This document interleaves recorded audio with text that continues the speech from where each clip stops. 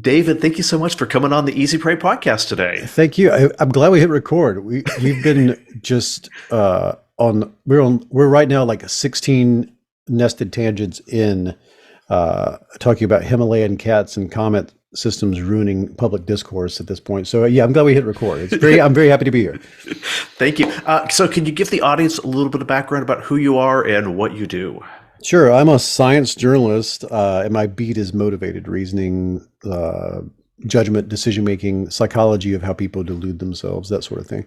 I have a podcast called "You Are Not So Smart." It was like one of the first podcasts. It's been going for 13 years. Wow. And every 2 weeks, I have experts on to talk about stuff in that world. And sometimes they're psychologists, sometimes they're just people out there doing things. It's a mix. It's usually a mix of interviews with people who are promoting their book, or it's sort of podcasts that are have a theme and they're like a short documentary. And I write books about this stuff. My first book is "You're Not So Smart." The second one, "You Are Now Less Dumb." Third one is "How Minds Change," that's what it's about. How people do it or not change their minds, and that is my whole thing. I wasn't always this. I wasn't always a science journalist. I've done all sorts of stuff in life. I eventually decided that I wanted to go to school for something, and I went to school for psychology. And about 2/3 of the way through that program, I switched to journalism, and I worked in the world of newspapers and television for a while. And I eventually started a blog about the stuff that I love: biases and fallacies and heuristics, critical thinking, intellectual humility, that kind of stuff. And I was very fortunate to get a book deal in 2009, and then started a podcast to promote the book. And my whole world changed. I became an independent journalist who writes books and hosts podcasts. That's who I am. So why this field? What about decision making and how the mind works fascinated you? I mean, it's always been a super fascination. I think part of that came from being from growing up as an only child in the Deep South and being really disconnected from the world and from the world that I was observing through television. And then my dad was an electrical engineer, Vietnam vet electrical engineer who also felt disconnected and was bringing things into the home, like a subscription to science magazines and tech magazines. And then he got on the internet very early. So I got to be one of the first people on the internet back when it looked like the Matrix, basically. It was BBSs and stuff. I'm a little kid on all that world. I got to hang out with all the backwoods hackers who were downloading wares with a Z, and I remember as a kid we had a Commodore 64, and then we had an Amiga, and in the Commodore 64 days, we would go to like somebody's house deep in the woods, and they have it looked like something out of a cyberpunk movie. Or a cyberpunk comic book. They'd have this room just full of all these whirring and beeping and light things, and their equipment and things in different stages of construction, and floppy disks all over the place. And they had some secret BBS they'd go to, and we would leave with like 50 to or so games that had no instructions, and some of them were just made by people, and they weren't even sold anywhere, and they'd be from other countries and stuff. And I would just sit and try to figure out how they work. So I grew up in that world, and so how people work always fascinated me. And the way this current world that I'm in started was because I was online watching one of the first YouTube videos, and it was from a Darren Brown magic special. And Darren Brown is a mentalist, so he's a type of magician who this is literally what he does. He takes psychology studies and he turns them into performance art, and he works with a number of psychologists to do that.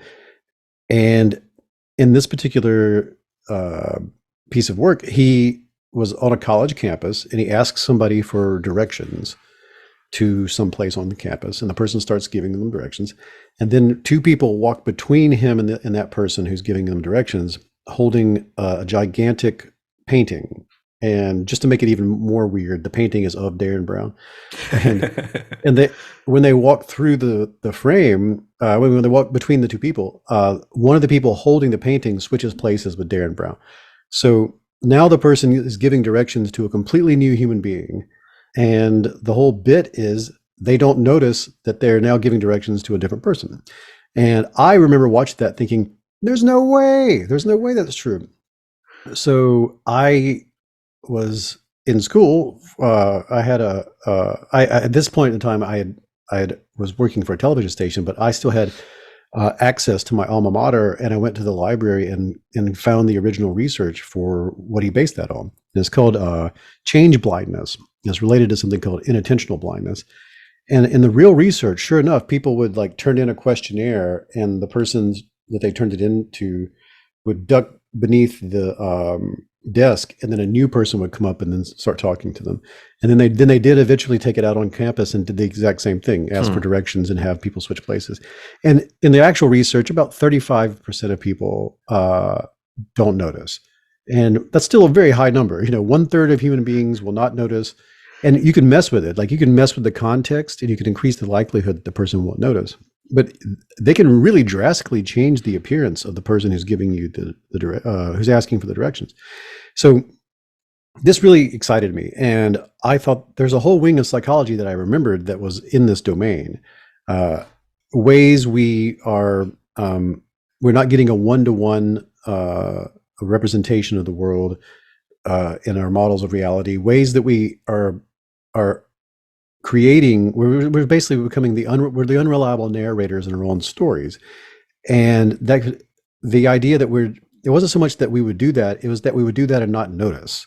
That if you never told somebody that a different person had just given them directions, they'd live the rest of their lives and they'd never know that happened. And the fact that that was probably happening all the time was, well, the fact that it was happening all the time really excited me. So I was like, that could be a cool idea for a blog. And at this period of time, there are a lot of micro blogs. This is the golden age of blogging. Yeah. And it's coming back now with Substack. And now that Twitter is dying and everything's, and the social media has kind of had its day, people are kind of returning to this golden age of Medium and Substacks, and podcasting in a lot of ways is helping that. And I thought there was all these micro blogs, like one was Shit My Dad Says, and one was Stuff White People Like, which was I really recommend going to the archives of that. It's a really well done micro. There's thin slice blogs, because there was a time when people just write about everything they thought about, and then so that's what I thought. I was like, I would make a thin one of these, and I thought it would be just about ways we're self-deluded, and I called it "You Are Not So Smart," and that was how it got started. Was that one particular thing I wanted to explain change blindness. And it just spun off into a gazillion other concepts from that part of psychology. And I made that my beat ever since. And that's what I do. That's awesome. That we have a similar upbringing. I very much remember the days of the VIC-20, the Commodore 64, the Amiga 500. 500. Ooh, great gaming machine. The audio coupler for the phone, the 300 baud modem. Like I remember all these things, and I remember the copy parties. And I mean, I have done some illegal things related to video game software when I was 11 years old. we're past the statute of limitations. We can talk about it now. I think we have about 45 rabbit holes we can go down here. That'll be a great discussion. Let's talk about self-delusion. And we could talk about why we're not as smart as we might think we are, and how we change our minds and whatnot. Let's talk about self-delusion, because I think that ties into something else we want to talk about. Why do humans like self-delusion, or is this like something that we don't like but we just do for protection? It's there's a really fundamental principle in the wing of psychology that's my beat, called the introspection illusion. And the introspection illusion is this, there's a veil beyond which we do not have access to the antecedents of our thoughts, feelings, and behaviors. So there's always some motivation or drive, or there's always some trigger, some cause behind why you do or do not believe something, why you have an attitude that goes toward the positive or toward the negative, your measures of confidence and certainty, and your value structure, and then your behavior, like your intention to behave, and then also the things you have done, and then your justifications and rationalizations for all that stuff. There's always a reason why you have done, thought, felt, or done something.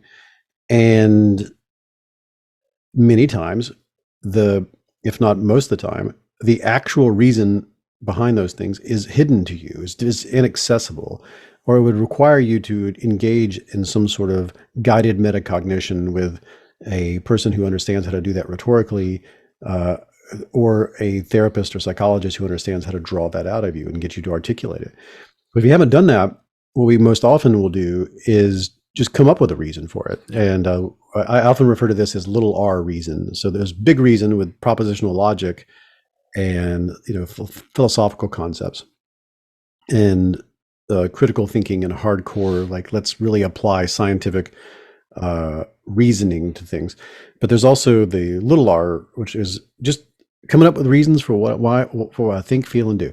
And we've all experienced this. My go-to example of that is, well, before I get into my go-to example, know that even though we may not have access to why we believe the way we do, feel the way we do, behave the way we do, if you ask us why, we very readily will explain ourselves to another person or to ourselves. Mm-hmm. It's just that story is very, very, very likely to be fictional, because and in service of making us feel like we're smart, rational, good human beings who are justified. And it's one of the ways you can look at this is, like, if you want a piece of chocolate cake, you'll find a reason to get that chocolate cake. And if I ask you why you're eating that chocolate cake, you'll say, well, I mean, I'm going to work out later, or I've hardly eaten anything today, or this is a special occasion, it's close to my birthday. You can always find a reason.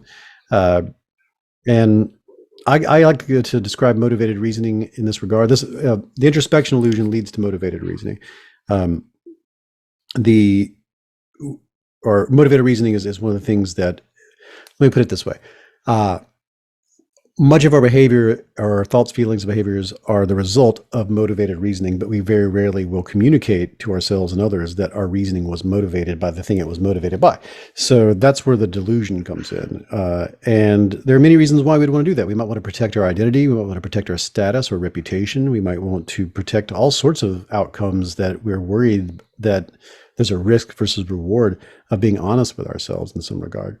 And I just want to say this because it's a fun example. Motivated reasoning is, have you ever had a friend, and I'm sure you have, and we've probably been this person, but we all have had a friend who has just started dating somebody new, and they're like head over heels.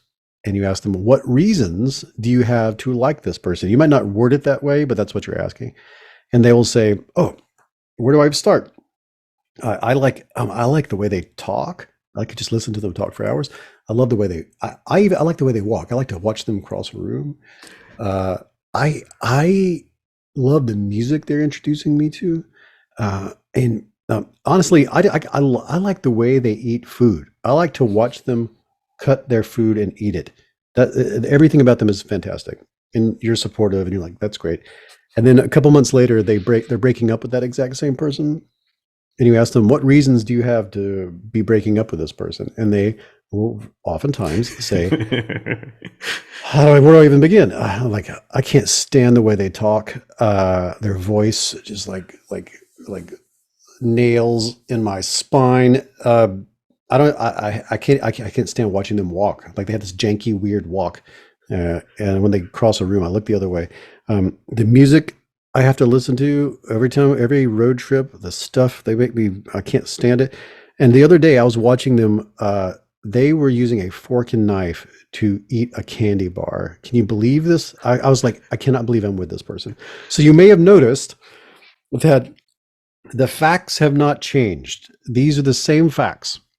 And in one situation, they're being used as justifications and rationalizations for being with this person. In another situation, they're being used as justifications and rationalizations for not being with this person. So Reasons for can become reasons against when the motivation to search for rationalizations and justifications change. And that is sort of the essence of how we operate in this world, is that we live inside a narrative that we construct to justify and rationalize and explain ourselves to ourselves and others. It's just very often not true. We're an unreliable narrator in the story of our own lives. And it can be looked at as delusion, but it's also just how brains operate. We're social primates. So to answer your question as to, well, what's this all about? Like, most of the time we're doing that because we want to seem reasonable to other people. And we're social primates, and we're very concerned with our status and reputation amongst our in-groups. And the rationalizations and justifications we come up with are usually the kind that will seem reasonable and plausible to others, almost like we're defending ourselves in court. Or we have a PR agent that lives inside our brain that's always coming up with like a good story to explain why we are the way we are. And sometimes that's just no big deal. It's neutral and benevolent, but it can get us in trouble. And a lot of people discover that around age like 42. That's where they're like, oh no, I've been lying to myself for way too long about the wrong things. And so therefore we had to invent therapy. So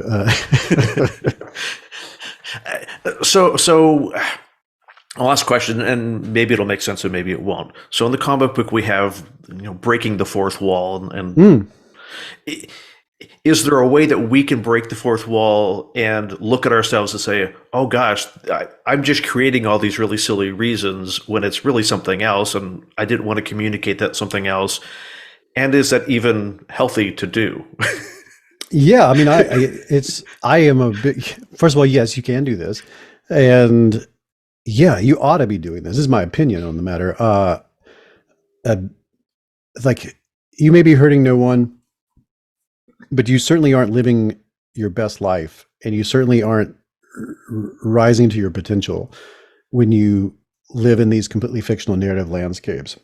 And there's all sorts. Usually my introduction to this, if you want to get started, and they're deep techniques. Some of this is in my book, How Minds Change.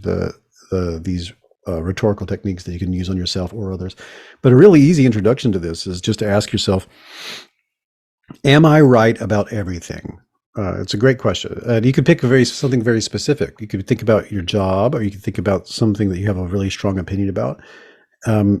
And just ask, but you could be very broad too. Am I right about everything? And if you say yes, well, wow, like you should be president, right? Like you're CEO of something.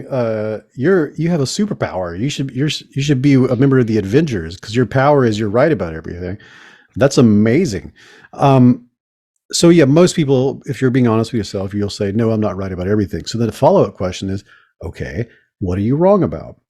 And this is where it should get really weird feeling, right? Like, what am I wrong? So, because if you don't know what you're wrong about, because if you did know what you were wrong about, that would alter the landscape of your mind. But we admit that we must be wrong about some things because we're not right about everything. And we also don't know what it is we're wrong about.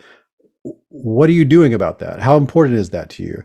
And what if the things you're wrong about are things that really matter, that affect your loved ones, your friends and your family and your children, your job, your income, your vote? Like they are affecting all sorts of stuff around you. Yeah. So do you have any kind of epistemology in place to carefully approach information and your own beliefs and your own attitudes, your own values, so that they're calibrated and oriented toward being as accurate as possible? If so, great, but likely not. So work on that. So that's one way to get started in all this. The methods by which you do that are legion. There are so many different ways to go about doing it. My favorite thing is to do it.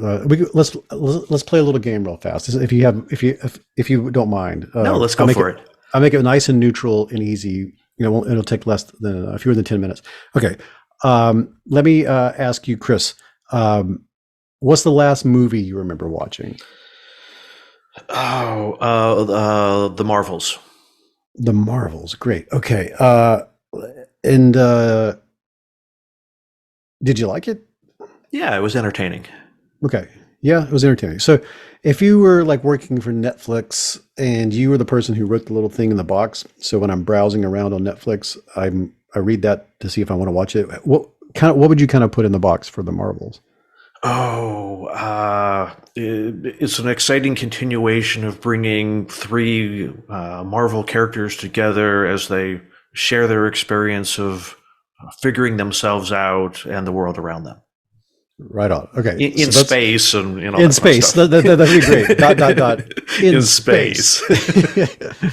um, so if you were like, if you had a movie review Substack and you had a real simple system that was like 1 to 10, but you're pretty harsh here. So like 1 would be everybody involved in this movie should be arrested and go to federal prison, and 10 is the writer and director of this film. That we should have a special ceremony where they get the Congressional Medal of Honor, and the entire White House staff kisses their feet. So that's between 1 and 10. What would you give the Marvels? Well, that's very extreme. Oh gosh, I hate extremes. 6. 6. Okay. See, so now we're working on something here because you said you liked it. It was entertaining. Yeah. It gets a 6, which is 1 above, right in the middle, right between. It's 1 closer to feet kissing than it is to federal prison. Yeah. So, which gives me a little bit of an idea of like where you put things when you say I liked it, because I like it is just above a 5. So I'm wondering, like, what is it about the Marvels that keeps it from getting a 7 or an 8? Well, on your scale of bowing down, worshiping the authors, I don't know that I would put anything I've seen at the 7 or 8. There's movies I absolutely am passionate about, but yeah, I'm not an awards ceremony and laud, and so what would have made it better? Well, let's help calibrate this. Like, can you think of any movie that would get a 7 on your scale? Yeah, I'm sure. Let's try to find one. Just anything that comes to mind. Oh gosh, I'm good. I will. Let's see who's actually heard of this one. I thought Blade Runner, the original Blade Runner, was a great movie. Black Hawk Down was a good movie. I like Marvel movies; they're entertaining, but I don't think they're like the most well-written, character development stuff. But any Marvel movie gets a 7? Yeah, I probably a number of them would. I am very eager, and I know you're on the spot. So, which Marvel movie gets a 7? I would probably go. Okay, I liked some. I really enjoyed some of the scenes of the final. Oh gosh, I think it's the final Endgame movie. Endgame. The big battle scenes, the big gigantic theatrical battle scenes. I think those are fun, but I also think the original Iron Man was a really good movie. Original Iron Man. Okay, let's go with that. Probably nostalgia, but Yeah. So let's we got the Marvels at a 6, and the original Iron Man is at least a 7. What does the original Iron Man movie have that gets it up to that point that Marvels didn't have? More character development. More connection with how the character is evolving throughout the movie. Right on. Okay. And we could keep going here. And what I would probably do next is ask, like, I'd pick out something in that 7 range that maybe didn't have much character development, and we could like play with that for a minute. And then we could also go the other direction and say, why doesn't the Marvels? And we could ask this real fast, like, how come the Marvels didn't get a 5? It doesn't have character development, which clearly is something that's important to you. But what did it have that kept it from falling to 5? Oh, it was fun and entertaining. It was fun and entertaining. Cool. You got any movies that like are down in that 4 or 5 range that come to mind? I'm sure you do. Yeah, I don't know that I have good recall for movies. I was like, oh my gosh, that was a waste of my time. Just delete those from memory. Okay, yes. The Constant Gardener. The Constant Cut. I remember that. Oh my God, that's a deep cut. But I think there's a good perspective from why I was super disappointed by the movie. Okay, what's that? All of the previews for it made it look like an action thriller movie with spycraft. And once you actually got to watch the movie, all of the action, like 100% of the action that you saw in the trailer was the only action in the entire movie. Yeah. So it was perspective. So I was expecting it to be an action. So I think that's one of the things for me that will destroy a movie is if I go in thinking it's going to be a 10 and it's an 8, then in my mind it becomes a 6. Or if I think it's going to be this sort of movie and it turns out to be something entirely different, that usually I just wasn't in the mood for that movie, and so it. That's great. At another time, Constant Gardener could have been a good movie for me, but not with the mindset I went into it with. See, that's interesting because, like, I'm imagining if you had seen a trailer that was very, very dead on, this is what you're in for. Like you would give it a different rating in the end. That's how powerful this bait and switch is. Yeah. And so I hope you're noticing, and I hope anyone listening is noticing what's going on here. Is we're engaging in what you could call this guided metacognition. This is aided introspection. The one of the things that I find beautiful about this is if I ask you, did you like the movie? It's very easy to answer. Yeah, I liked it. It was entertaining. It comes so fast. You don't even break eye contact with the other person. Like, I liked it. It's like bumping your knee against the table. Like, does that hurt? Yes. You're just sampling your limbic system. You're just sampling your emotional state. And it's no different for your attitude towards something. If you take a bite of food and I'm like, is that any good? You're like, oh, it's great. Or no, it's gross. Like it's instantaneous. It's very accessible. If I then ask though, something like, where do you put this on a scale? Everyone always looks up and sometimes goes, and you can see it happening. Like we're switching into this metacognitive mode. You're going in there and you're like thinking like, well, what do I think about that? And if I'm asking you in a certain way where I'm asking you sort of demonstrate your reasoning behind the number, you go even further in because you're trying to demonstrate some sort of justification or rationalization or explanation for this estimation you've come up with that's not binary. It's not I liked it, I didn't like it. It's not black or white. It's not 0. It's not or 1 or 10, which is why I make those so extreme. And then we start comparing it to things better or worse or other movies, and all this richness starts coming out. And these are all these are usually tip of the iceberg, but we're getting into your actual values. These are values that you would probably have across the board. I can imagine in every situation that you approach, this bait and switch thing is very triggering to you for real. And then we could go deeper and deeper as to why is that and where's that come from? And also the KISS character development was a very important thing. And there's reoccurring. This is not unrelated to the bait and switch. And there's the Constant Gardener. See, if I was going to have like a 30-minute conversation about this, the Constant Gardener has nothing but character development. It's just a character-driven movie.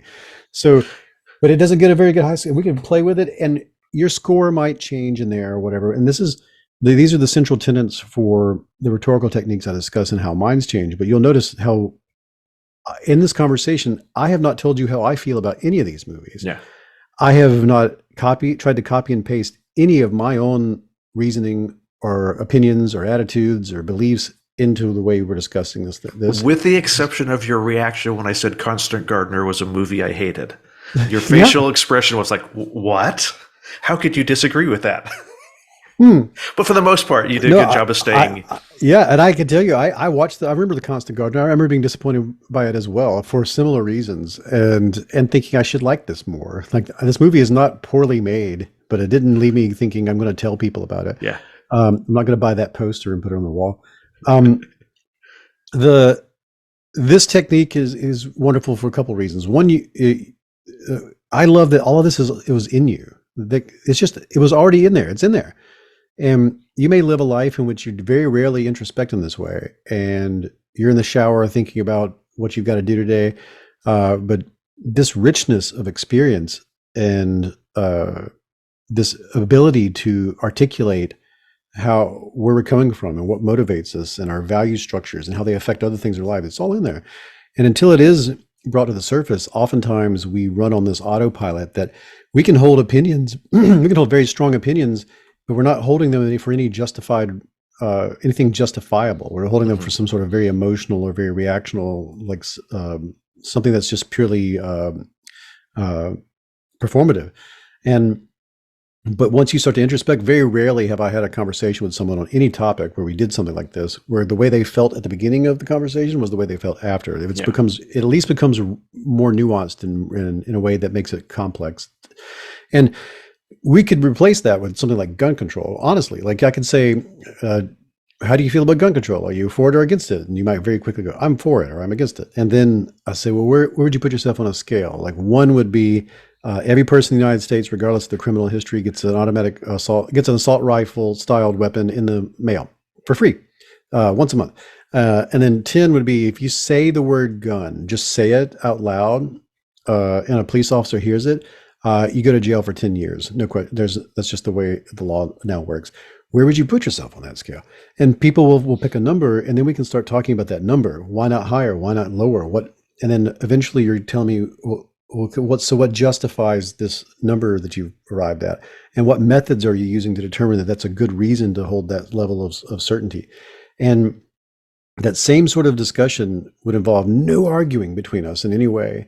I am there to hold space and be a non-judgmental listener and help you articulate something you may not have articulated. And in so doing, people find a rich and nuanced way of seeing an issue that beforehand they might not have. So I recommend doing this to yourself all the time. Find things that are important to you. Start with the things that are important to you. Mm-hmm. And you can do this. It's very, you can do this. You can auto introspect in this way. Like you could just ask yourself today, and I would recommend starting with a movie because it's a good way to get your sea legs. And it's a non-threatening topic.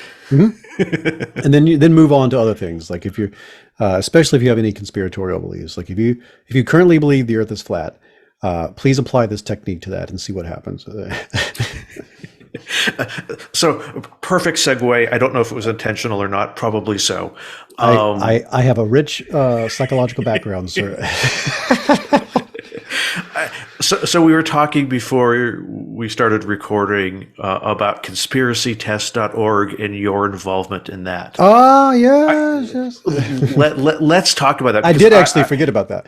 I am really curious about the psychology behind conspiracies, and that that someone has come up with a way to tell me about what conspiracytest.org is. Yeah, I'm involved with a couple of different organizations, the Alliance for Decision Education, the School of Thought, and others. All of them have there's the bridging movement, braver angels. Over the last few years, especially after writing How Minds Change, I became part of several organizations who all have a similar goal, which is how do we improve critical thinking in the United States and beyond, and how do we deal with the absolute avalanche of misinformation, directed on purpose misinformation that's going around, in addition to the sort of misinformation that naturally occurs in any information ecosystem. And there are all sorts of things with the Alliance for Decision Education. They're creating K through 12 programs to get people onboarded, because it's very important. If you're going to be a modern human being, you need media literacy, critical thinking skills, and intellectual humility to just be on TikTok. Like to just, God, I saw a TikTok this week where someone was like, they had a picture of a guy with a pipe, and they were like, this was the actual Popeye. And Popeye was a sailor who was a bouncer in a bar, and this went to talk all about it. And then all the comments were like, wow, I never knew that. And I'm like, just let me very quickly, none of this is true. Like, this is just entire fiction. Like it's, so yeah, to navigate the modern world and to be a person whose vote is informed, or a person who is trying to not cause harm, in fact, maybe trying to reduce harm in this world. Whether or not I agree with your politics, I'd like you to employ critical thinking skills, please, and be intellectually humble and be media literate. So one of those things that I've been part of is the conspiracytest.org. And it's a free website you can go to. It's a place you can go and play along with this game that's presented to you. It's all very entertaining and fun and highly produced, where you eventually get a score that indicates how susceptible you are to conspiratorial thinking. It's like a personality test sort of thing, where you learn how likely is it that you would fall for a conspiracy if it like locked in with your the things you're interested in or concerned about or have anxiety about this world. And it's also a fun thing. You can just you can send the link to other people. That's one of the things I like about it, because you get the score at the end that you can share, but it's a great thing to just like throw at a family member or a loved one or a friend or someone you're talking to in a comment system somewhere. Have you ever? Maybe I feel like you might want to go here, and so it's a fun thing to play with. It's wild. It starts out, we get a reptilian that's a famous conspiracy theory who guides you to pick from a variety of different things. It's you've got QAnon, and you've got the pandemic and JFK, and also so you can really pick which one you find yourself most intrigued by, UFOs, that sort of thing, and then play the game all the way through. But yeah, these days I talk a lot about conspiratorial thinking. Part of writing How Minds Change, I was embedded with a number of different conspiratorial communities, most prominently with flat earthers, and but also 9/11 truthers and others. I think there's a sense out there that conspiracy theories are out of control right now. But I can tell you that the scientists who study this, one of the things they do like to communicate is, conspiratorial thinking is no more rampant than it's ever been before. It's just there's sort of a lapel camera effect taking place right now, where a lot of things that have always been true about us are now very, very visible in a way that they didn't used to be. That's from police behavior to political behavior to the struggles people are having economically. Those things are top of mind right now. And a lot of the reasons they're top of mind is because we're able to see them in a way that before wasn't necessarily something the news covered every night. And they also, though, in many ways can make these things seem much more prevalent than they are in certain places. It doesn't change the fact that these are issues and problems that need to be addressed. And conspiratorial thinking is one of those things. One of the things that it is new is that we can group up in a way that we never could before. You can have an opinion about the Marvels and form a subreddit about that movie, and then all of a sudden now you've got a small group of people who are talking about this one movie all the time, and then that group of people can eventually become large enough they might want to meet in their different cities that they live in, and it just goes from there. And we've seen this in a number of different things. Conspiracy theories are really strong ways to get people to come together into little groups. And those groups sometimes get larger and larger to the point that they want to meet in public, and it goes farther than that. I can talk about this at any length you'd like. This is one of those things that I have spent a lot of time talking to the experts who study this. I think the thing a lot of people want to know is how, if you've got a family member that has fallen into a conspiracy theory, the two questions I get the most are, how did this happen? And then how do I talk to them? Yeah. Well, let's talk about those two questions. How did they go down the hole? And then how do you, if you can, how do you help them out of that hole? Some of the scientists who study this are at NYU. Annie Sternisko is someone who is a great researcher in all this, and they call them motivational allures. How a person falls into conspiratorial thinking. One of the major things is just we're social primates. We're very concerned about what other people think about us, and we're an ultra social animal, like bees and ants. Human beings aren't just social primates like great apes are, like chimpanzees are, like bonobos. We have all that, where we have status hierarchies, and we have rumors and gossipy things that keep us so that we're glommed together in groups, but we're also ultra social. We build cities, we build nations. This ultra sociality means that we will, if we're up against it, we will do what it takes for the group to survive, even if it harms us as an individual. And the great Brooke Harrington once told me, the sociologist, that if there was an equals MC square of social science, it would be that SD greater than PD, which is the fear of social death is greater than the fear of physical death. If you feel like your reputation or your status is on the line, you will engage in behavior that will protect that at the expense of your own body. You'll put your body, you put your reputation on the lifeboat, and you'll let your body go to the bottom of the ocean if you get put into that situation. So, and a lot of what we consider our identity is that which identifies us as being part of a particular group. Yeah. And if anything becomes a us versus them issue, we will favor us over them to our own detriment. And that ends up being, we put ourselves in a position where we do a lot of signaling. We do a lot of, I just need you to know that I'm a good member of my group. And so this is all part of our hypersociality. So this leads to these motivational allures. One is usually someone, if they feel like their identity is, they're looking for a strong group identity and they don't have one yet. Or they have a certain identity that they feel is under threat by a rising nascent status quo. And that puts them into a state of anxiety. And that's one motivational allure. Another motivational allure is having a really hardcore prejudice that that you feel is justified, and you're looking for other people to support that. So you have an anxiety, a fear, a prejudice, or a sense of wavering identity, and you're looking for others who could assist you in not dissipating in a way that makes human beings very frightened. And before the internet, it was difficult to do this. We would do it. We'd find ways to do it. But now it's very easy. You can go to Reddit. You can go to TikTok. You can go to Twitter. You can go to Facebook. You can find people who are worried about the same things you're worried about, who have similar feelings about things. And you start talking to them, and there is a sort of culling, irising thing that takes place.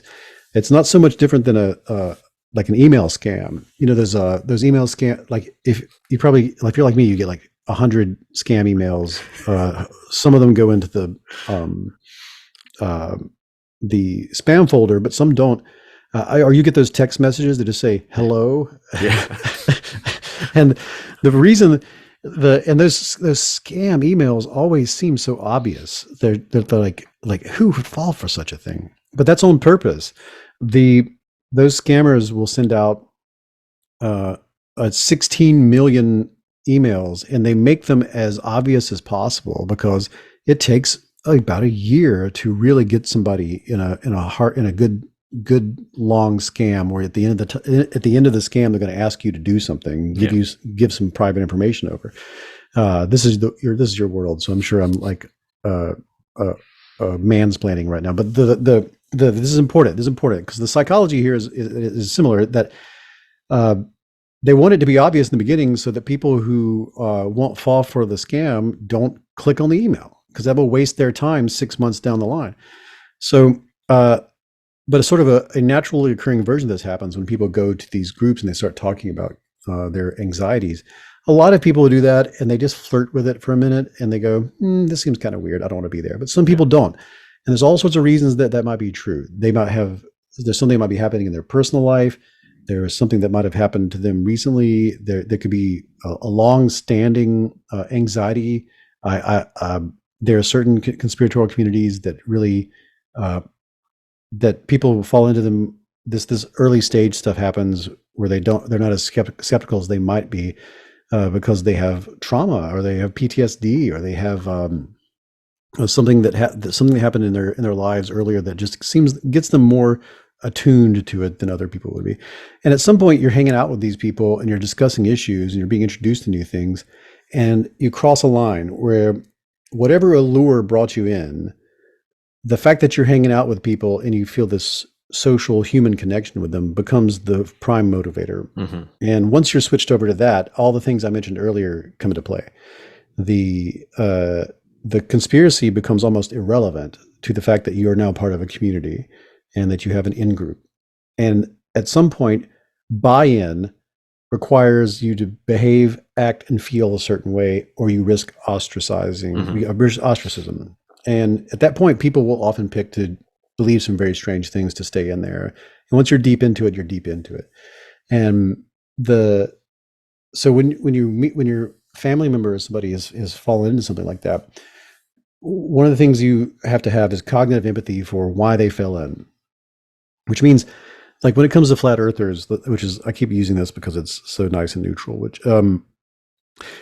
people who are into flat earth, there are many different schisms in that world, but one of the major ones is the idea that NASA went to space, and then once the astronauts were in space, they saw the Earth and were like, "Ooh, well, that's weird. It's flat." And then they're like, well, "What do we do now? Because, like, this is potentially very dangerous, and we need to hide that from the public." And so that's a very common belief in that world. The motivation behind that is a mistrust of the government, a fear of institutions, a skepticism about the military-industrial complex. And oftentimes people have had bad experiences that have led them to have that sort of anxiety and fear and mistrust. And it's not always completely unfounded. There are all sorts of things the government has done. We have just read a history book about the United States, and there's been some moments from the Trail of Tears onward. There are all sorts of things that you could say. Sometimes that is not a misplaced anxiety or fear. But the way they have justified this emotional state is this perfect conspiracy theory that helps them say, "See, I told you so." Yeah. And then you meet other people who are like, "I don't think you're crazy, man. I also think this." And this is what leads to this very strong community. So if you want to engage someone about an issue like that, the first thing is you have to have empathy for how they got there, and know that what you need to be just figuring out through, like, a method we used earlier, is what is the actual foundation of their desire, or the allure of finding people who would share that feeling. Because you want to get there and talk about that. Yeah. And you want to talk about the facts and the evidence behind the conspiracy. I know it feels like that's what we ought to be talking about, but you're not going to find nearly as much traction there as you will if you're talking about what motivated the person to be less skeptical than they ought to be or would be about something else. So it's more about the emotional context which got them there than the reality context or the facts context. Because they're not there because of perceived facts. They're there because of the emotional connections that they built with people. Yeah, because, like, let's imagine you get into one of those arguments with them, and what if you received from your uncle, your dad, your mom, your aunts, what if they gave you emailed you a bunch of links to YouTube videos about the Earth being flat and a couple of articles, and then they also said, "Here, read this book." Like, just imagine your initial reaction to that. First of all, you're going to be like, "I ain't clicking these links, probably." But even if you do, you're going to sit there and watch that and be like, right. So, because your skepticism is activated because you have your own reasons to have placed your trustworthiness in a different way. You trust things that they don't trust. And that's the actual, like, meat of your disagreement. You're not disagreeing over these facts so much as you're disagreeing over who you should trust. Yeah. And why you should trust these people in this way and the other. And the conversation has to get there before there's any chance of either of you shifting perspective. So you have to get out of the debate frame. That's my major advice, because there's all these steps that we could go through, but the major number one step is there's two steps. Let's for the sake of our truncated version. Step one is build rapport, which means you need to assure the other person that you're not out to shame them, that you respect them, that you probably share certain goals and certain anxieties and fears about the world, and there are problems in the world that you agree need to be solved. You're cool. Like that, you need to establish that up front. And then you need to get out of the debate frame.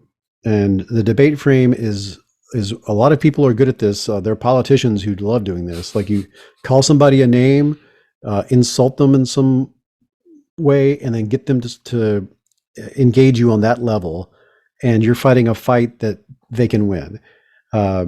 This often happens in a back and forth with somebody, and you may not even realize you've done it. Yeah. You've insulted their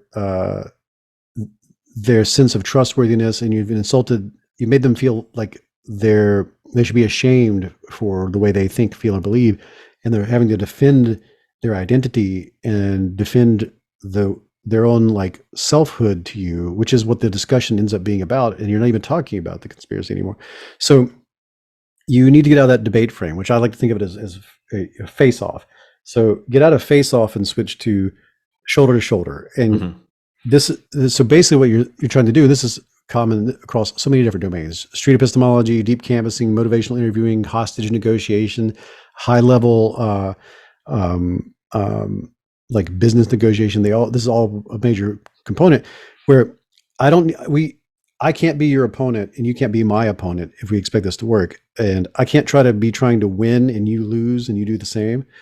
What needs to happen is needs to be a third thing that's our shared opponent, which is the issue that we're trying to solve, or the goal we're trying to reach, or the mystery we're trying to solve. And this is a great way to frame it. Like, I find you, I respect you, and I want the best for you. And if you're like my family member, I love you.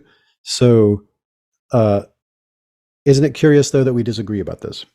And I wonder if you would be okay with, can I get your consent to, what if we joined up in a collaborative effort and went shoulder to shoulder to try to solve a mystery together? And the mystery is, wonder why we disagree about this. And that's a completely different way to have a discussion that will avoid a lot of the pitfalls that lead to dead end arguing. Yeah. Oh, that's really interesting. I like that. Okay, I want to go down a rabbit hole, but I won't on the recording because